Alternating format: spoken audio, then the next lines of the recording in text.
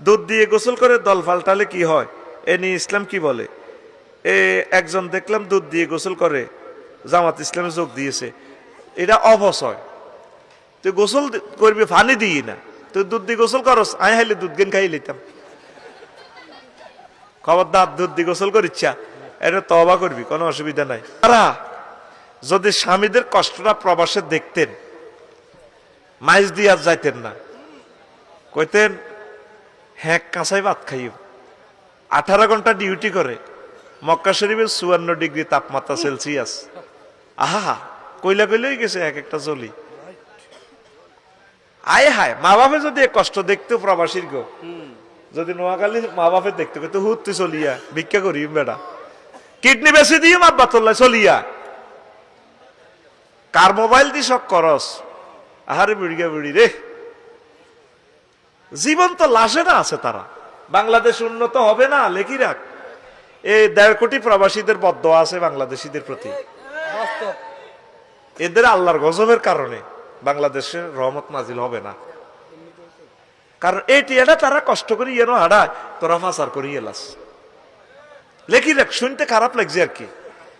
1.5 কোটি মানুষের হাহাকার এই বাংলাদেশে। তুই ইচ্ছা তাজা বোগা 15 দিন বিয়ে করি থুই গেছে হেতে 5 বছর, এ বোর যন্ত্রণা, আব্বা আম্মার ভালোবাসার যন্ত্রণা, 18 ঘন্টা ডিউটি করি হেতের কলজা তামা তামা করি দেশের লাইটিয়া হাঁটায়। তুই এটিয়া ফাঁসার করসের, থাইল্যান্ড যায় শখ করস, তুই নেতা। তো দেশিটার আল্লাহর গজব আইতো না কিতে আইব। এ দেখবি 12 তারিখের পর এটা কেউ চালাইতে হইতো না, কবা কবি লাগবো। তুই যাই লেখি রাখ। আর আমি আমার দোয়াতে স্টিল আছি, আমি তো বলছি নির্বাচন যাতে না হয়। আল্লাহ কেন ঠেকাইবো, এটা ঠেকা গুই আল্লাহ, আমি বলে দিছি। যদি ঠিকই আজ বিশ্বযুদ্ধ লাগে, ক্রিং করি লাগে, স্যার বিকেল একদিন কুত্তা হামালেন, জাহাজ তো বন্ধ, ইস্তার করি কি দি 600 জাহাজ ঘুরা গাড়া করে সিটাং বন্দর, দাম বাড়াই বেল্লাই। 5টা কোম্পানির 600 জাহাজ। আল্লাহ কোম্পানিগুলাকে হেদায়েত করো। আমরা রোজা রাখবার আগে সাগরের রোজা শুরু হয়ে গেছে। এটা মানুষ কয়নি মিয়া। দ্রব্যমূল্য যে তুমি বাড়াইবা, তুমি রোজাদারের উপরে বাড়াও, বুঝলাম, এতে রোজা থাকা। হিন্দু বৌদ্ধটিতে আঙ্গ বাংলাদেশে আছে, এরা কিনলে রমজানের মাসে তখন রোজার নির্যাতনে তারা কিনলে দ্রব্যমূল্য বাড়তি দিকে নন। কথা ঠিক নেই?